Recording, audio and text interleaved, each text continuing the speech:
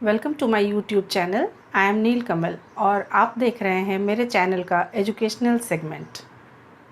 और आज हम पढ़ने वाले हैं क्लास 8 की हिस्ट्री का second chapter, from trade to territory the company establishes power.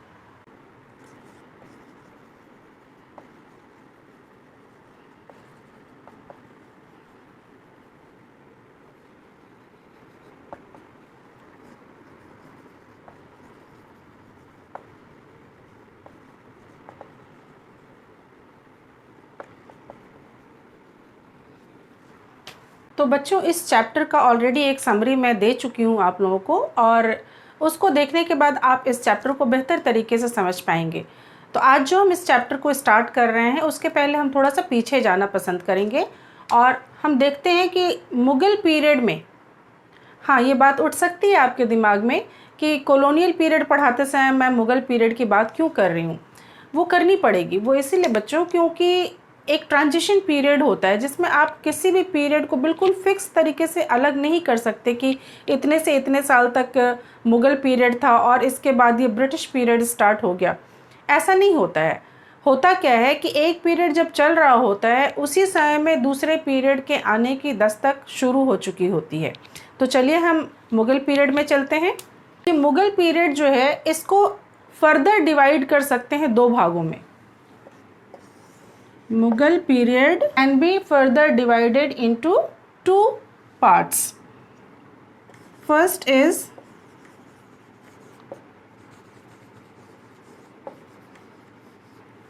पहला भाग है ग्रेट मुग़ल। इनका जो पीरियड था ये था 1526 से 1707 तक। तो ये जो था ये ग्रेट मुग़ल कहलाते थे और इनके बाद वाले जो रूलर्स आए उन्हें हम लेटर मुग़ल कहते हैं।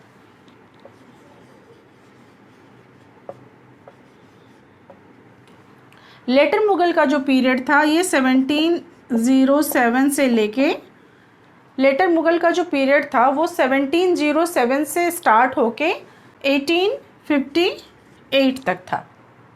ठीक है। अब इन्हें ग्रेट मुग़ल और इन्हें लेटर मुग़ल क्यों कहते हैं? आपको ध्यान होगा कि ग्रेट मुग़ल में बहुत सारे शासक थे, बाबर, अकबर, हुमायूं, ये सारे रूलर्स थे और ये लोग काफ़ी फेमस हुए, इन लोगों ने काफ़ी काम किया। ठीक है। बट बाद के जो रूलर्स आए जो 1707 में, जैसा कि कल मैंने बताया था आपको कि 1707 में औरंगजेब की डेथ हो गई थी जो लास्ट स्ट्रॉन्ग मुग़ल रूलर था।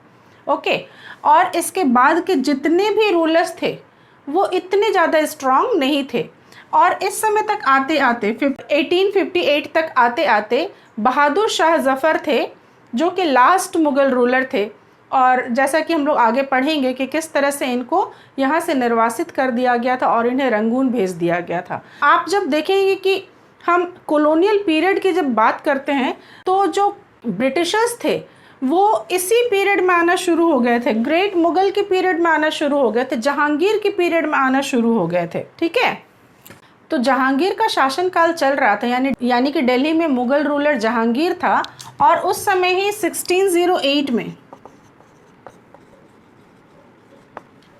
इसके पीरियड में ही 1608 ईस्वी में सूरत में अंग्रेजों की पहली फैक्ट्री एस्टैब्लिश हुई। तो जहांगीर के टाइम में ही 1608 में जो अंग्रेज लोग थे, जो ब्रिटिश ईस्ट इंडिया कंपनी थी, वो सूरत पहुंच चुकी थी और 1615 में इन्होंने एक फैक्ट्री एस्टैब्लिश कर लिया था।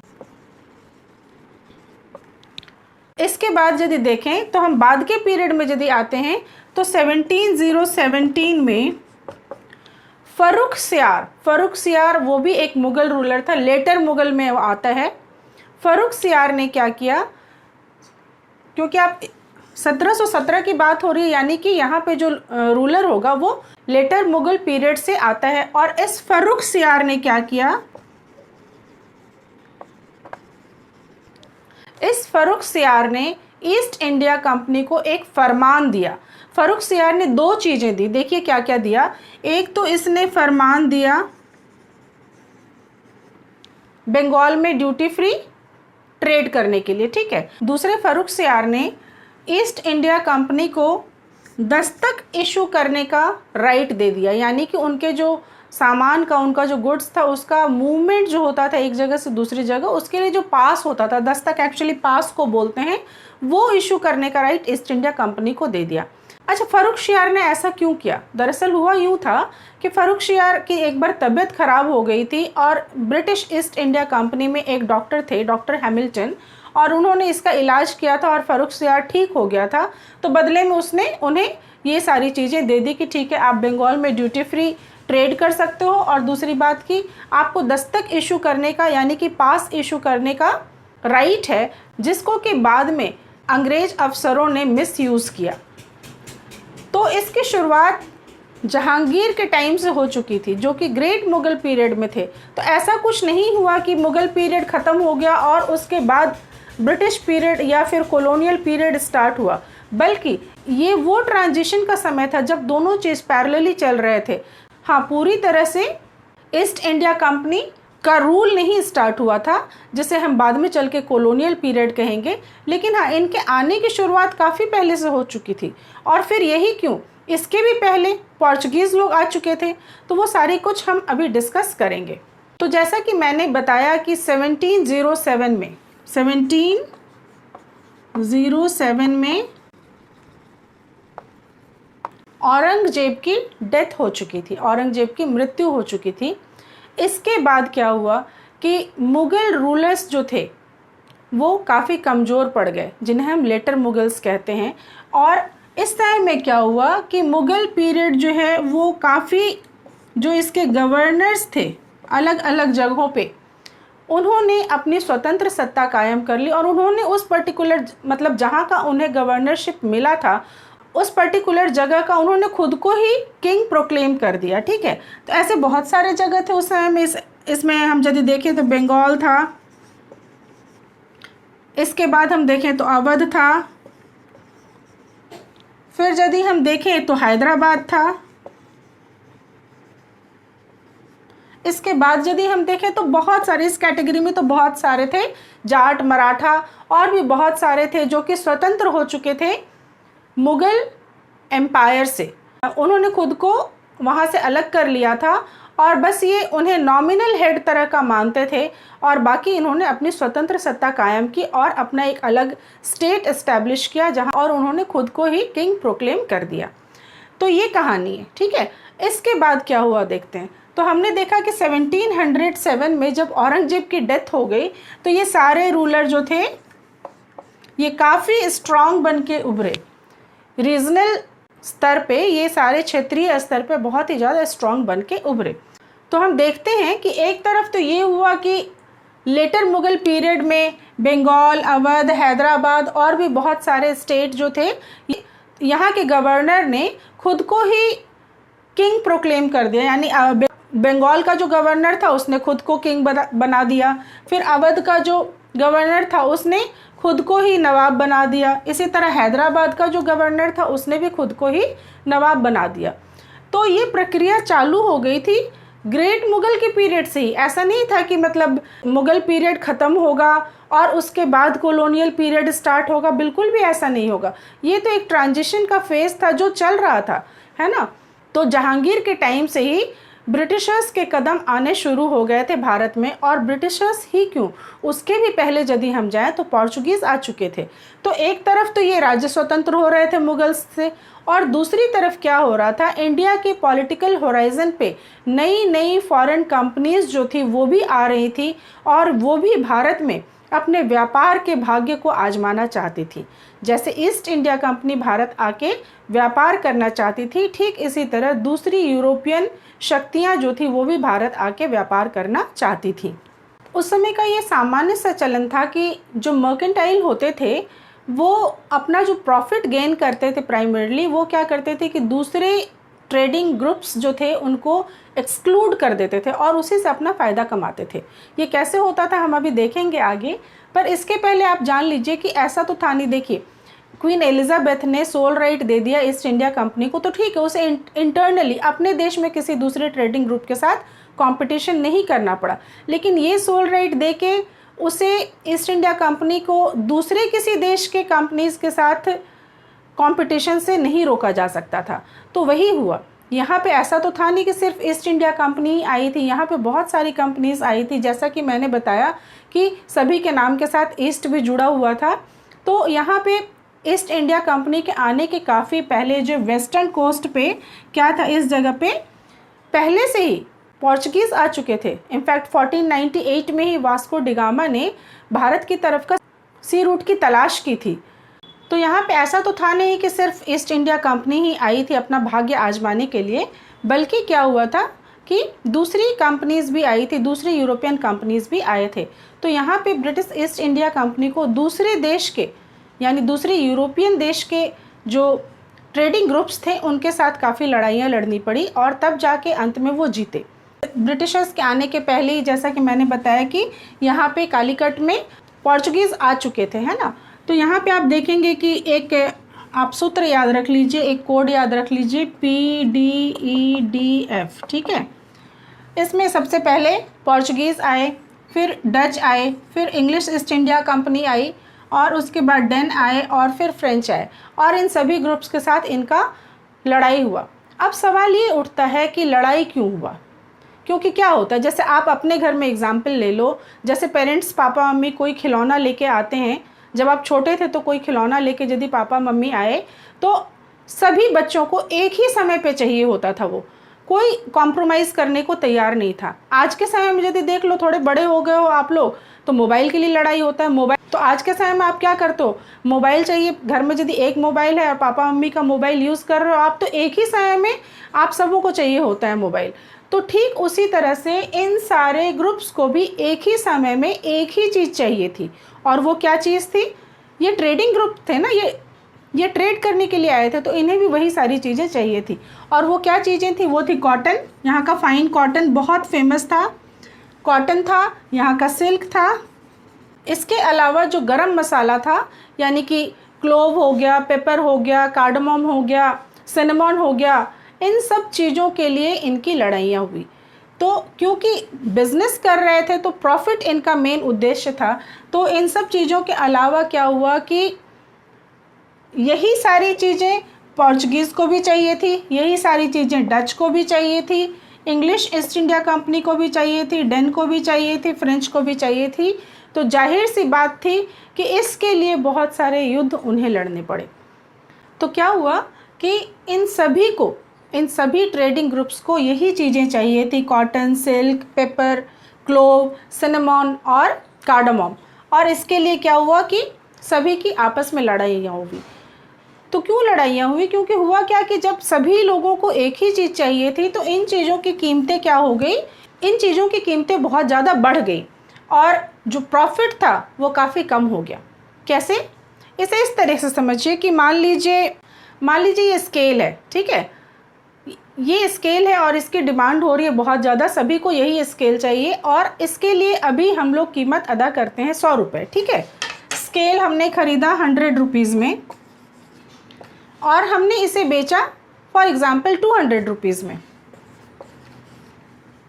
इस समय ख़रीदार कम है, हमने 100 में ख़रीदा और 200 में बेचा। लेकिन जब इस स्केल को ख़रीदने वाले बहुत सारे लोग हो जाएंगे तो स्केल की कीमत में क्या होगा, इजाफा हो जाएगा, यानी कि स्केल जो है वो थोड़ी महंगी बिकेगी, क्योंकि अब उसे ख़रीदने के लिए बहुत सारे लोग हैं, ये नहीं लेगा तो वो लेगा, वो नहीं लेगा तो कोई और लेगा। तो यहाँ पे क्या हुआ, जो स्केल हम 100 रुपीज़ में ख़रीद रहे थे उसके लिए हमें 150 पे करना पड़ रहा है, लेकिन हम इसको बेच रहे हैं 200 रुपीज़ में, तो हमारा प्रॉफिट कम हो जा रहा है। पहले जहाँ पे हमें 100 रुपये का प्रॉफिट मिल रहा था वहाँ पे अब हमें 50 रुपये का प्रॉफिट मिल रहा है। तो इस वजह से इन्हें एक दूसरे से इतना ज़्यादा रोष होता था, इन्हें एक दूसरे से इतनी ज़्यादा परेशानी होती थी कि उस समय एलिमिनेट करने का, एक्सक्लूड करने का एक सिस्टम था, जिसके तहत ये क्या करते थे, कोई भी ट्रेडिंग ग्रुप जो थी वो दूसरे ट्रेडिंग ग्रुप के, राइवलरी ट्रेडिंग ग्रुप्स के जो जहाज़ होते थे उनको समंदर में डुबा देती थी, उनका रास्ता ब्लॉक कर देती थी और उन्हें जो सप्लाईज़ लेके वो आते थे वो लेके आने से रोक देती थी जहाज़ों को। तो ये 17th और 18th सेंचुरी में बहुत सामान्य सी बात थी। इस चैप्टर का जो नेक्स्ट सब टॉपिक है वो है East India Company begins trade in Bengal, यानी कि ईस्ट इंडिया कंपनी ने बंगाल में ट्रेड स्टार्ट किया, यानी कि ईस्ट इंडिया कंपनी ने ट्रेड करना स्टार्ट किया बंगाल में। तो इसमें क्या क्या हुआ ये हम लोग थोड़ा देखते हैं कि फर्स्ट इंग्लिश फैक्ट्री इस्टेब्लिश हुई 1651 में हुगली नदी के किनारे, और इसके बाद 1696 में फोर्टिफिकेशन स्टार्ट हो गया। किस चीज़ का फोर्टिफिकेशन स्टार्ट हो गया? तो इसको जानने के लिए आप ये देखिए कि जब यहाँ पे ब्रिटिशर्स आए थे, जब यहाँ पे ब्रिटिशर्स ट्रेड के लिए आए थे, यानी कि ईस्ट इंडिया कंपनी ट्रेड के लिए आई थी, तो इन्होंने अपना एक वेयर हाउस बनाया जहाँ भी अपना रॉ मटेरियल रखते थे, जहाँ पे अपना रॉ मटेरियल रखते थे, और इसके अलावा जो एक्सपोर्ट का सामान होता था वो ये रखते थे यहाँ पे, ठीक है। और इसे ये फैक्ट्री कहते थे। यहाँ पे इन्होंने एक फैक्ट्री इस्टेब्लिश की, और इस फैक्ट्री से सटा हुआ इनका एक ऑफिस होता था, जहाँ पे जो ब्रिटिश ऑफिशियल्स होते थे वो बैठते थे, यहाँ पे बैठ के ये काम करते थे, ठीक है। तो यहाँ पे इनकी फैक्ट्री होती थी और यहाँ पे ऑफिसर्स बैठते थे। इन ऑफिसर्स को फैक्टर्स कहते थे। और इसके अलावा यहाँ पे रहने वाले जो ईस्ट इंडिया कंपनी के लोग थे, ये दूसरे यूरोपियंस को यहाँ पे बुलाने लग गए, अपने देश के लोगों को यहाँ पे बुलाने लग गए और कहने लग गए कि ठीक है आप भी यहाँ पे आओ और इसके आसपास ही रहना स्टार्ट कर दो, हमारी जो फैक्ट्री है उसके आसपास रहना स्टार्ट कर दो। तो यहाँ पे इनका एक सेटलमेंट भी बन गया। और 1696 में इन्होंने क्या किया, 1696 में इन्होंने उस पूरे एरिया का फोर्टिफिकेशन स्टार्ट कर दिया, यहाँ की इन्होंने किलेबंदी स्टार्ट कर दी। तो जाहिर सी बात थी कि ये चीज़ वो कर रहे थे, फोर्टिफिकेशन वो कर रहे थे अपने सामान की रक्षा के लिए। जैसा कि मैंने बताया कि दूसरे यूरोपियन के साथ भी इनकी लड़ाई हो रही थी व्यापार के लिए, इसलिए ये उनसे रक्षा के लिए अपने जगहों का फोर्टिफिकेशन कर रहे थे, लेकिन साथ में सैनिक भी रख रहे थे और दूसरे अपने और भी लोगों को इन्होंने यहाँ पे बुलाया था। तो आप किसी भी राजा के इलाके में फोर्टिफिकेशन कीजिएगा, किलेबंदी कीजिएगा, सैनिक रखिएगा, अस्त्र शस्त्र रखिएगा, है ना, क्योंकि मैंने जैसा कि आपको बताया कि जो व्यापार चल रहा था वो एक्चुअली आर्म्स के भरोसे चल रहा था, और जो सामान रखा जा रहा था, जो ट्रेड का जो सामान, ट्रेडिंग पोस्ट जो था उसको सिक्योर किया जा रहा था फोर्टिफिकेशन के द्वारा। तो क्या होता है कि आप किसी राजा के एरिया के अंदर ये सब कुछ कर रहे हैं तो वो राजा बर्दाश्त नहीं करेगा इन चीज़ों को, कि उसके रहते हुए कोई भी स्ट्रांग रूलर जो होगा वो इस चीज़ को नहीं बर्दाश्त करेगा कि आप उसके इलाके में किलेबंदी कीजिए, अपने सैनिक रखिए। तो जाहिर सी बात थी कि जो ईस्ट इंडिया कंपनी के जो रूलर्स थे उनके लोकल रूलर्स के साथ भी संबंध बिगड़ने शुरू हो गए। और इस टाइम तक आते आते 1698 तक आते आते इन लोगों ने उस समय किस चीज़ के लिए कंपेल किया कि आप हमें 3 गाँवों की जमींदारी दीजिए, ठीक। उनमें से एक कलकत्ता थी, ठीक है।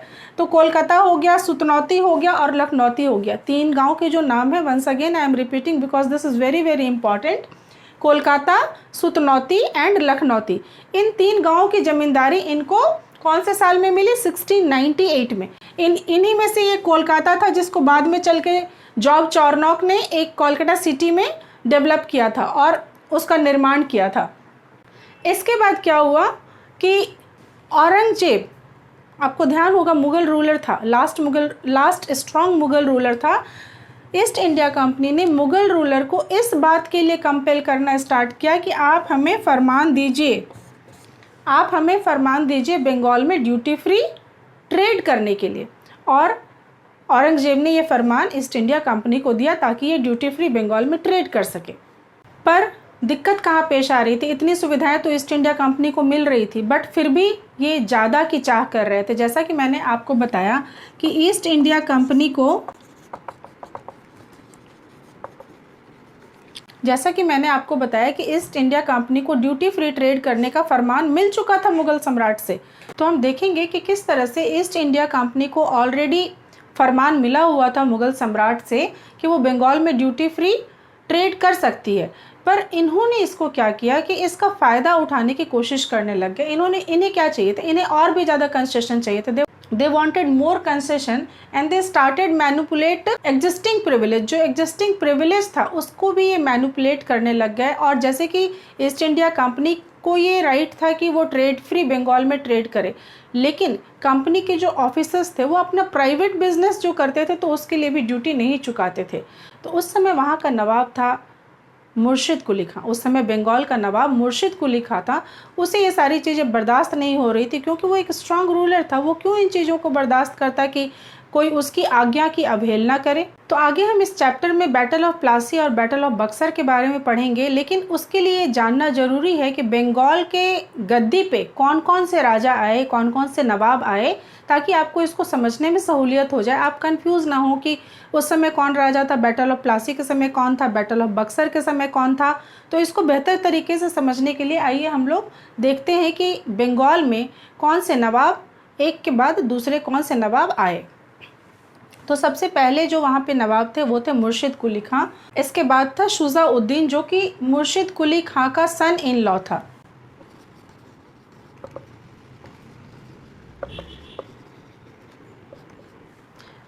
शुजा-उद-दीन खां के बाद सरफराज खान,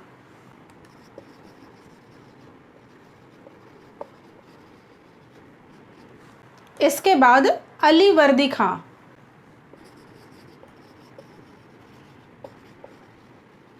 अली वर्दी खां के बाद सिराजुद्दौला,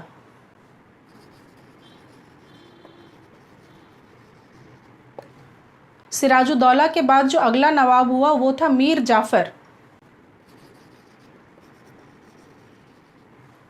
मीर जाफ़र के बाद, चलिए मैं यहाँ लिख देती हूँ, मीर कासिम।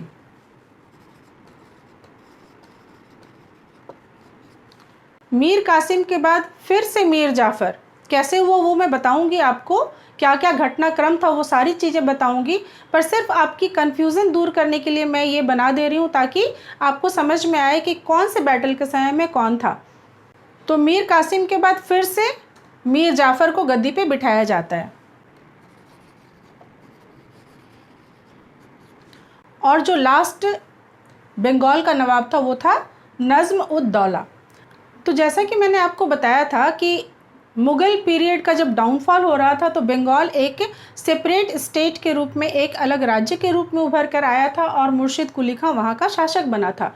तो फिर हम चाहे मुर्शिद कुली खां को लें या बाद में चल के हम अली वर्दी खां को लें या फिर सिराजुद्दौला को लें, ये सारे स्ट्रॉन्ग रूलर्स थे और ये इन चीज़ों को बर्दाश्त नहीं कर सकते थे जो कि ब्रिटिशर्स उस समय कर रहे थे। फोर्टिफिकेशन करना, सैनिक रखना और जो कुछ भी चल रहा था पॉलिटिक्स, उसको ये नहीं बर्दाश्त कर सकते थे। तो आगे क्या घटनाक्रम हुआ वो तो हम लोग आगे डिस्कस करेंगे जब मैं आप लोगों को बैटल ऑफ प्लासी और बैटल ऑफ बक्सर पढ़ाऊँगी। पर कम से कम इतना जान लीजिए कि जो बैटल ऑफ प्लासी हुआ वो सिराजुद्दौला के टाइम में हुआ और जो बैटल ऑफ बक्सर हुआ वो मीर कासिम के टाइम में हुआ। दरअसल हुआ यूँ कि ये जो ईस्ट इंडिया कंपनी थी ये बंगाल में पपेट रूलर्स बनाना चाहती थी। पपेट आप लोगों ने देखा होगा, स्ट्रिंग के सहारे जो कठपुतली नचाते हैं, तो ये भी ऐसा ही चाहते थे कि हम किसी ऐसे पपेट रूलर को वहाँ पे बनाएं जो कि हमारे सारे कंसेशन को मान ले, हमें बहुत सारे प्रिविलेजेस दे। और इसी वजह से ये हमेशा पॉलिटिक्स में इंटरफेयर करने लगे थे, वो हम लोग डिस्कस करेंगे। बट आप ये देखिए कि किस तरह से जब बैटल ऑफ प्लासी और बैटल ऑफ बक्सर हम पढ़ेंगे तो हम देखेंगे कि किस तरह से भारत का भाग्य जो है वो बंगाल के नवाब के हाथ से निकलकर, बल्कि ये कहें कि बंगाल के नवाब और मुग़ल साम्राज्य के हाथ से निकलकर अंग्रेज़ों के हाथ में आ गया। और इसके बाद ही, क्योंकि ये घटना इतनी इम्पॉर्टेंट है कि इसके बाद ही ब्रिटिशर्स ने यहाँ पे अपना expansion of the empire start किया। तो आज तक के लिए इतना ही रहने देते हैं और फिर हम लोग अगली क्लास में, यानी कि इस वीडियो का जो पार्ट 3 होगा में, तो एक वीडियो हमारी समरी वाली थी और इस वीडियो में मैंने कुछ सब टॉपिक्स को डिस्कस किया है। नेक्स्ट वीडियो में मैं battle of Plassey, battle of Buxar और इसके बाद मराठा वॉर और इसके बाद एंग्लो मैसूर वॉर, इसको डिस्कस करूँगी। और उसके बाद जो लास्ट वीडियो होगा उसमें हम लोग जो पॉलिसीज़ ब्रिटिशर्स ने इंट्रोड्यूस की थी यहाँ पे, उसके बारे में डिस्कस करेंगे। तो आप देखते रहिए मेरे सारे वीडियोस ताकि आपका कॉन्सेप्ट क्लियर रहे। यदि आप अपने कॉन्सेप्ट को क्लियर रखना चाहते हैं तो मेरे सारे वीडियोस को एक साथ देखिए तो आपको ज़्यादा बेहतर तरीके से समझ में आएगी। तो थैंक यू सो मच, हम फिर मिलते हैं।